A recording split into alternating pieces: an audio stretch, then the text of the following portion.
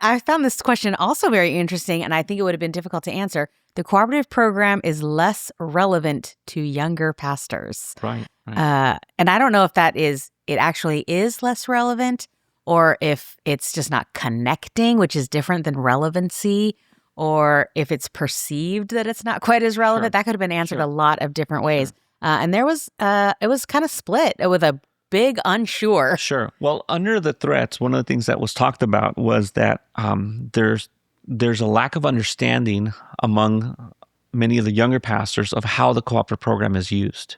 Yes. I mean, just last week, I was sitting with a pastor who's part of a church plant, a younger guy, and he has been a California Southern Baptist Convention church for now, 4 years. And I was explaining to him and to his leadership team the cooperative program. And as I was explaining to him and his leadership the cooperative program, his eyes opened up, realizing like, oh man, this is really complex. Mm-hmm. And so I had to educate them. Right. And so many of our young pastors are needing to be educated because they didn't grow up going to discipleship training and understanding how we work as Southern Baptists. They come from non-Southern Baptist schools. They're pastoring our churches now. They've gone to a non-Southern Baptist seminary. And so they don't really realize how the cooperative program has impacted the greater whole, right?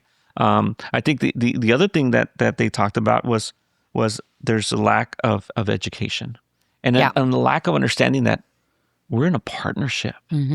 This is really a cooperative partnership that we're all in, and they don't realize that. They a lot of times people think, oh, we're just giving our dues. What's the dues that we need to give? How much do we need to give to get this benefit? Yeah. And so it's not really an understanding of, one, how it's used, and then two, that it's a partnership. Yeah.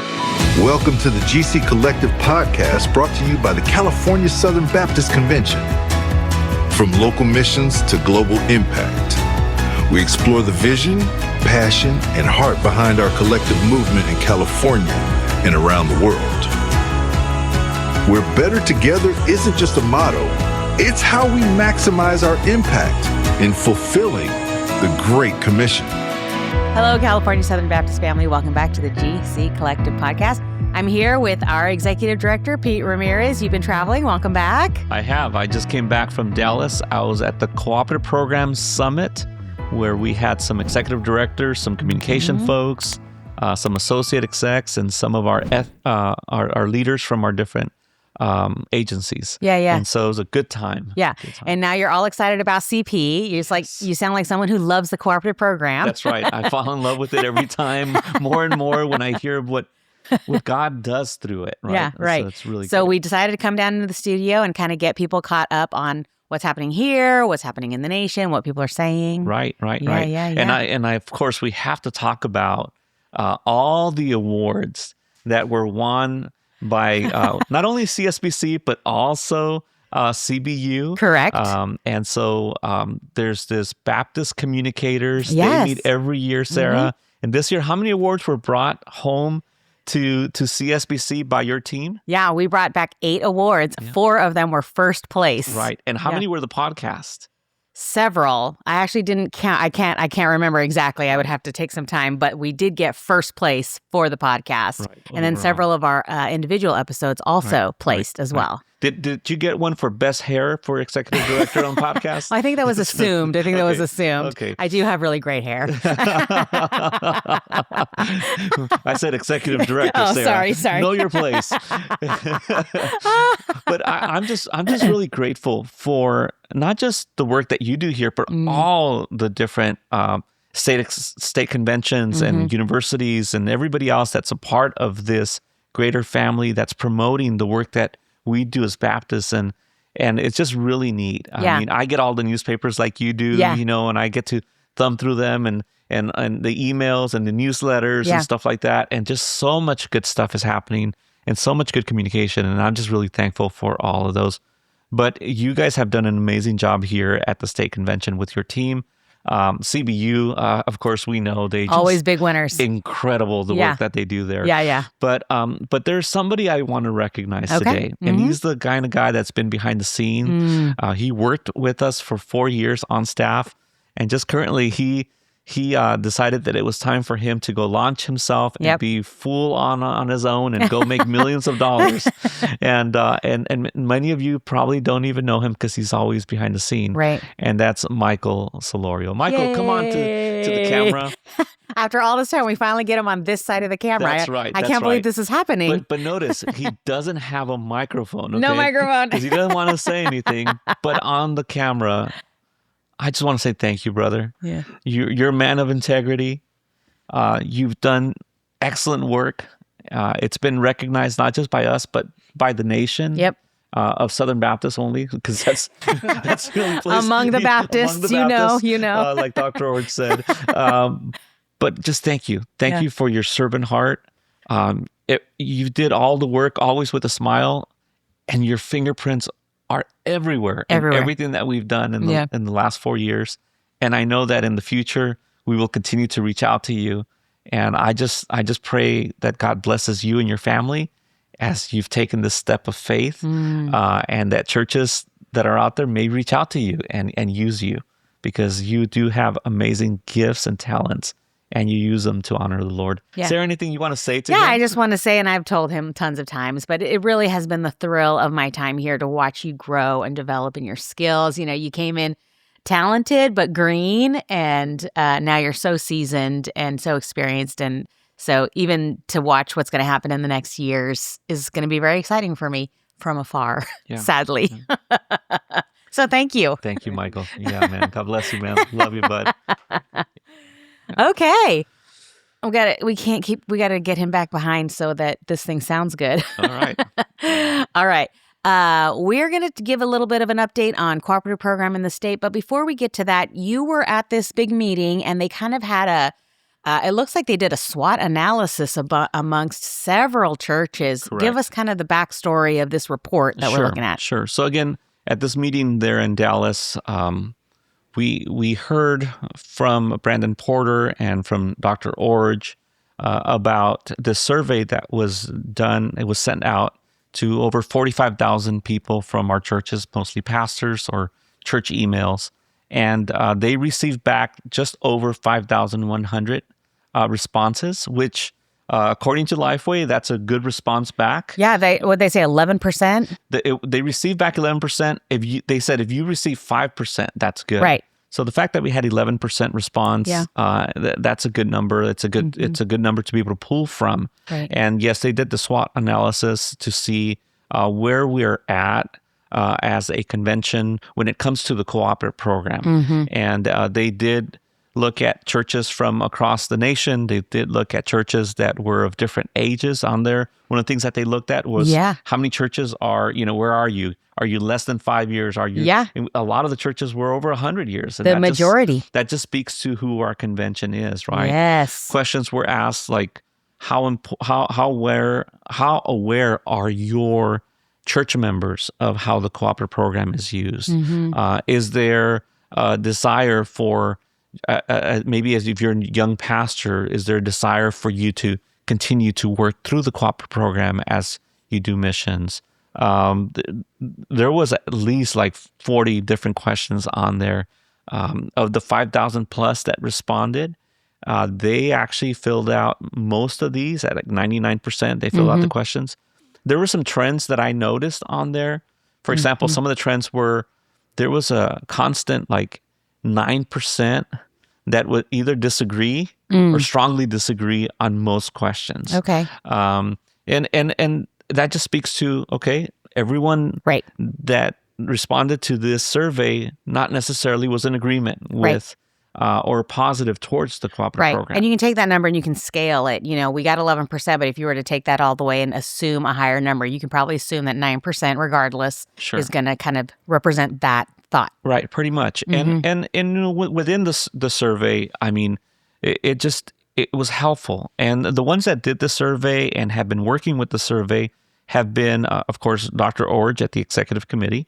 also Kevin Ezell at the North American Mission Board, and Paul Chitwood at the IMB. And what they've done with these results is it's helped them to have conversations with some of our churches that are the top giving cooperative program churches in the nation, and they're really trying to just educate and just learn, like, how can we serve our churches better?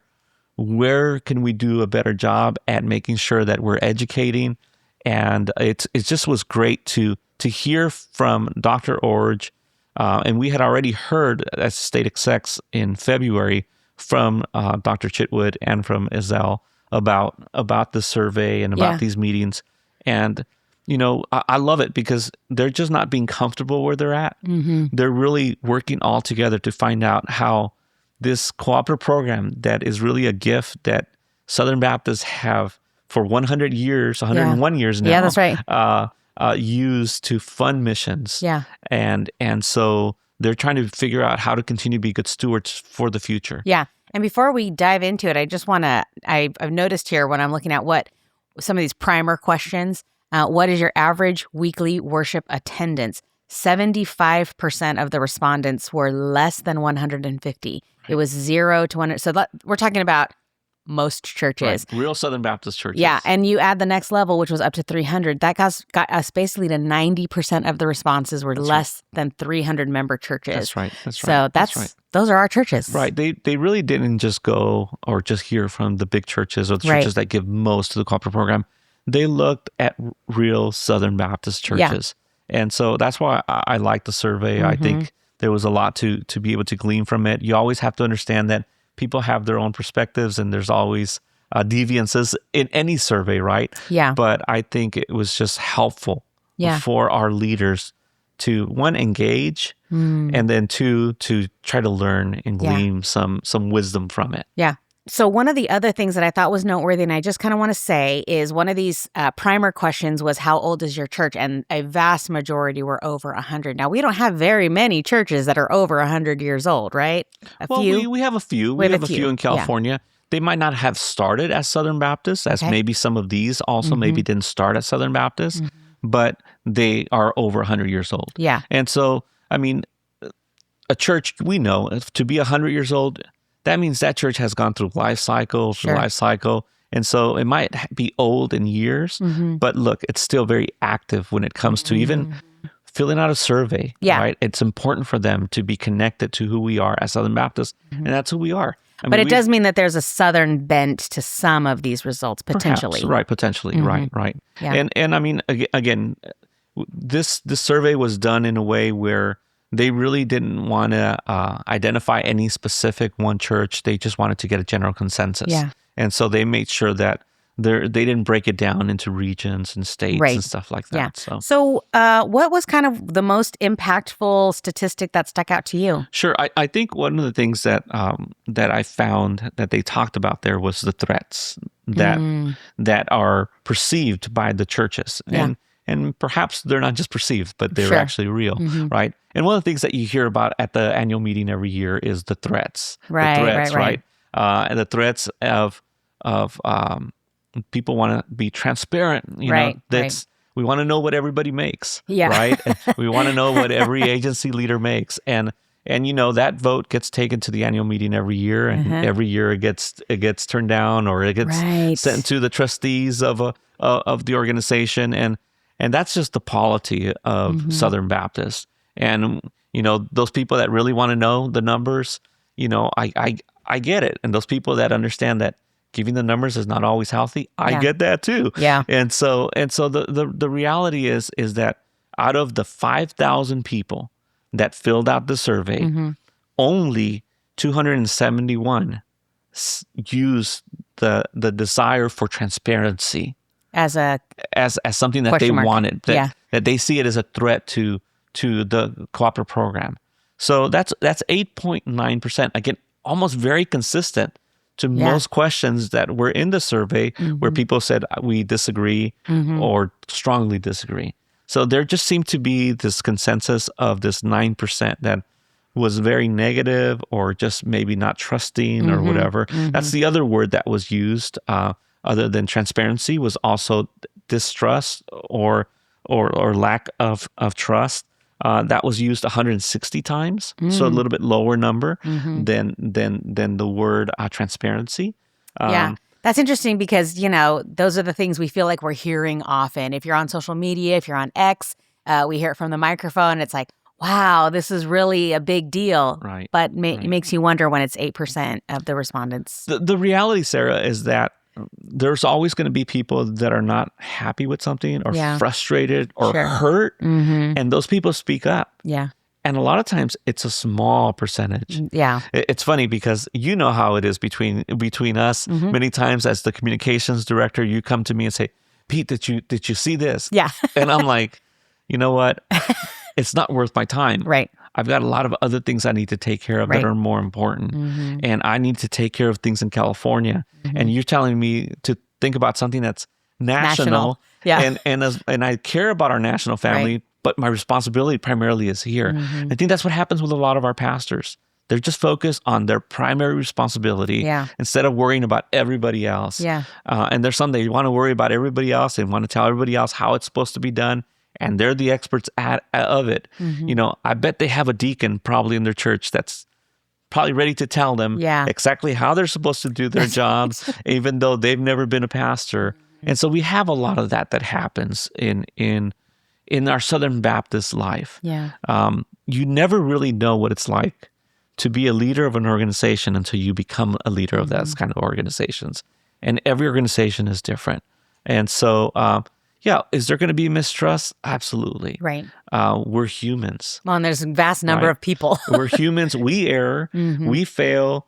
A lot of times we're not humble, as leaders, and that causes mistrust. Yeah. And then on the other side, you've got people that, they're hurt. And so they don't trust people because they've been hurt by others. Right. And all kinds of other different things. But, going back to the cooperative program, I think when you look at our whole Southern Baptist Convention, 3,000 plus missionaries in the field, a staff that takes care of making sure that these missionaries are being sent out, trained by our seminaries, trained by other missionaries that are seasoned, being cared for by pastors and leaders that are going out into the mission field to help them out. When you think about all the church plants and all the care events and all the assessments that are done to make sure that we're sending the best church planters, the work that is done within the state to make sure that we're working alongside those churches that are hurting and training for evangelism,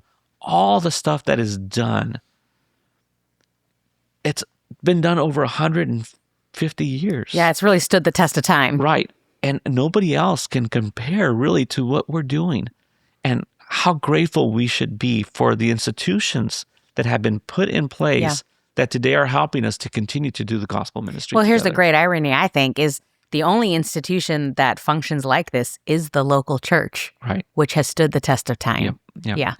Which is the most important institution of them all. Yeah. When I think about the question of, what is the size of your church, and 90% were less than 300, and then you look at this question that says, a decline in CP participation would hurt missions and ministry effectiveness. That was almost like 90%. Correct. Yeah. I mean, I think these churches would feel the impact significantly, or are feeling it as CP's been going down. Right. And what's incredible is that within that same group, some think that they can do it on their own and they can do it better. And I mean, in order for one church to be able to do... It's 8%. Right. Again, you had that 8 to 9%, all the time. Think they can do it on their own. I mean, it's just incredible. And I think it's ungodly. I mean, God has really asked his church to come together to do the work. And it's not just a single church, but the church as a whole. And so I think when we do work together in cooperation, it's honoring to the Lord. Yeah, absolutely. So I'm sure that Dr. Orridge was there. We love Dr. Orridge. He's one of us. What did he have to say about all of this? So he shared with us something that he actually had shared with us with the executive directors a couple months ago. And that was the impact, the greatest, the biggest threats that have come to the cooperative program in past years. So he gave us a study from 1993 all the way to 2026, right? 2024, of where cooperative program has been and where it's at today. And what he showed us was that really the biggest impacts have not been of distrust for an institution or redundancy or theological differences. These have not been the greatest factors that have impacted the cooperative program. I'm sure they have at some point. Probably 8%. But they're not, right, but they're not the biggest things. The biggest thing that has impacted the growth of the cooperative program really has been the economy. Yeah, sure. And so the economy, and we see this in 2008 when the economy crashed, and from there we just not recuperated. Right. And I mean, we're living in very hard days today financially. Yep. Even in the state of California, currently our cooperative program dollars are tracking way lower than they were the previous year. And it's not because we don't like each other. It's not because we don't agree theologically. I really believe it's the economy that is, our churches are hurting. I've talked to some of our directors of missions that are connected more to their churches, and they're saying our churches are struggling in hitting budget. And so if they're going to struggle to meet budget, we're going to struggle in California to meet our cooperative program budget. Now, thankfully, at the national level, it's not being felt yet. But one thing that I have learned in my years of serving with the state convention, even when I was a pastor, was that everything begins here in California, and then it spreads throughout the nation. It trends that way. So I'm praying that we quickly turn around here in California, and that the impact is not felt nationally, because our missionaries need that cooperative program to continue to stay in the field, and so that we may continue to plant churches and be able to resource them and be able to fund our seminaries so that they can continue to do the great work that they do. And we need it inside the state so that we can continue to work with the staff that we have and come alongside our churches and our associations to do the work that we do. But the reality is that Dr. Orge really looked at different things, and he came down to it's the economical strain, right? Just think of a church having to decide, do I send 2% more to cooperative program, or do I pay our pastor's medical insurance? Right. And we know medical insurance has gone way up. Right. Do we pay our electricity bills in California? It is just ridiculous. I know. Yes.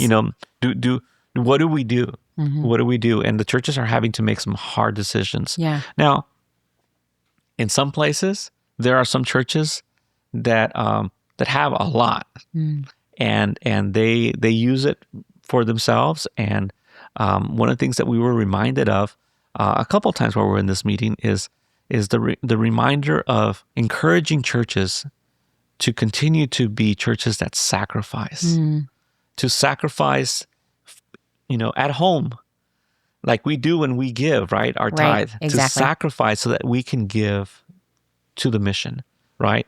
To be frugal at home so that we can give to our church, right? So that the ministry of the church can continue. And in the same way, if our churches did that, then they could be churches that give more to the mission, to the gospel mission that we're called to give. And Brandon Porter gave us a devotional the first night that we were there. That's how we started everything, of course, because we're Baptists, we ate first, and then we did the devotional.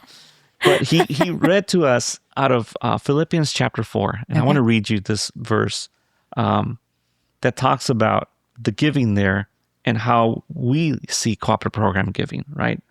It says in verse 18, "But I have received everything in full and have an abundance.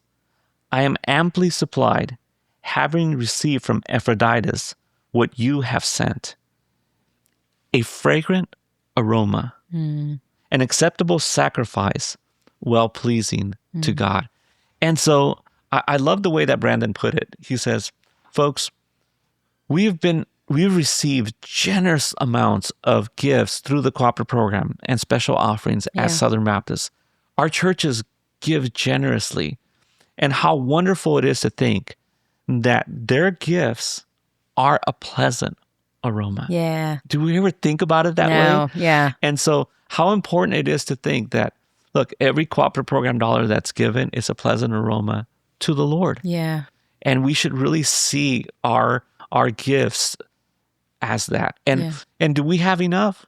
Yes, we do. You know how I know we have enough? Because the Lord does everything perfect. And he puts everybody in their heart what to give and when to give. And so whether it's more or less, I believe that God in his sovereignty is working it all out. And every one of us whether we're running a state convention or leading at a national level, we should be grateful to God for what he has given, for how he has shown himself to us through his churches as a God that is a provider, so that the work may continue to be done and that he may be pleased. And it's funny because in this first chapter of this letter to the church of Philippi, he says this in verse 5. He says, in view of your participation in the gospel from the first day until now. Paul's in jail and he's writing to them and he says, you are participating with me in the gospel work. And they're doing it by praying for him. They're doing it by sending people to minister to him, but they're doing it by also providing. And it's a fragrant aroma to the Lord when we do this. And so as Southern Baptists, I think every time you give, every time you send that check for a cooperative program gift, anytime you give to Annie and Lottie or your state convention, whatever it is that you give, I just would say, remember, this is a fragrant aroma before the Lord that you're putting out there. Do it joyfully. And just, I want to say thank you to every one of our churches that gives. And may God just bless you as your generous giver. I appreciate your not panicking, to the state of CP at the moment. Right. I mean, I really don't panic because I see that God has blessed us in other ways. Our investments continue to do well. The plans that we have with the sales of the building and some other means that are coming in through trust and things like that, just shows me that the Lord will provide for his work. And I believe it happens in the same way in church. Quick story. When I was pastoring my first church, we were maybe bringing in $1,000 a week. And it was costing us about $1,000 a week just to survive.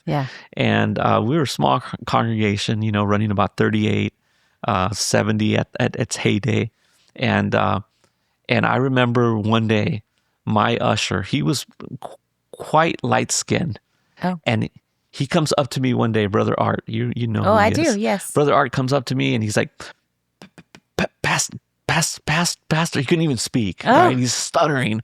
And I said, yes. He goes, and he shows me this check that came in. And I think it was a check for over like $25,000. Whoa. Somebody had refinanced their house. They had taken money out and they tithed. And I'm sure they gave above their tithe to the church. And from that day on, it was like, we could breathe as a church and we can continue to do ministry. And I've just seen God's generosity. But you know what? We were a church that was committed to give to the cooperative program when we were that small, when we were just trying to figure it out. And I saw God just bless. And today here at the state of California, at the convention, we're committed to continue to give to the most that we can to the national. And I pray that we continue to give more in the years to come. And I just see God's faithfulness in other ways, right? The unexpected. And so God is just so good. Well, good. Well, I'm glad that you were able to go to this and kind of come home with the bigger picture, apply it here at the state, and encourage our leaders to continue, giving and educating their church members about CP. It's really great. And just thank you, Brandon Porter, by far the best CP summit that we've had in all my years that I've been there. You've done an amazing job, brother. Thank you. And people may not know who Brandon Porter is. He works at the EC, works at Baptist Press. So you've probably seen his name around here or there. And he actually gave a report at our convention. And we'll do so again this year. Yes. So one of our friends. All right. That was a great update. And we always end with a funny story. So a funny story. There are two guys that the North American Mission Board has kind of given the task to take care of executive directors because we're weirdos. And so one of those guys, Brother Milton, he's an older gentleman, lives in North Carolina. He's at every meeting that the executive directors have. He's at the annual meeting and just a seasoned man in ministry, loves people, calls me every once in a while. Brother Pete, how can I pray for you? Just, he's got that kind of heart, right? And then there's another guy who was from Arkansas. He was a state exec there named Sonny Tucker. And Sonny Tucker, I guess he's sweet in his own way. Sonny Tucker is the kind of guy that will, shoot 10 ducks, and kill a cow. And, he's a hunter. Okay. He's a man's man, goes fishing, he's one of those guys. Sure. And every time we get together, we talk about, maggots and things like that. But Sonny also is one of those guys that makes those kind of phone calls. Well, Milton called me about 2 weeks ago. I'm driving down to Southern California to go to a church. And he says, Pete, how are you? I said, I'm doing great. He says, well, is your blood count higher now? What? And I said, what? Exactly that. I said, what are you talking about? He says, well, Sonny Tucker told me that your blood count had been down and that you were in the hospital. And what? Are you home now? And I'm going, brother, I think you've got the wrong person. I hope. My wife and I, we're driving in the truck and we're hearing this and we're just cracking up at this time. And I'm going, Sonny Tucker must have been pulling on Milton.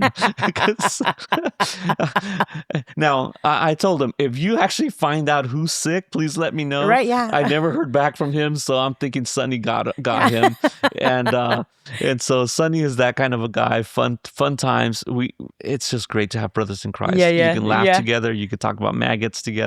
You can do all kinds of stuff. But that is a funny approach to encouraging people. Yeah. Hey, he called me. He knows my name. He prays for me. Yeah. And he asked me, how can we pray? And I did say it to him. I said, will you just pray that God continue to bless California? There's a lot to be grateful for. Mm-hmm. We just got our ACP reports from 2025. Yes. I won't share those today. Okay. I will share those on the next podcast. Yeah. But God is doing some really great things in California. I love it.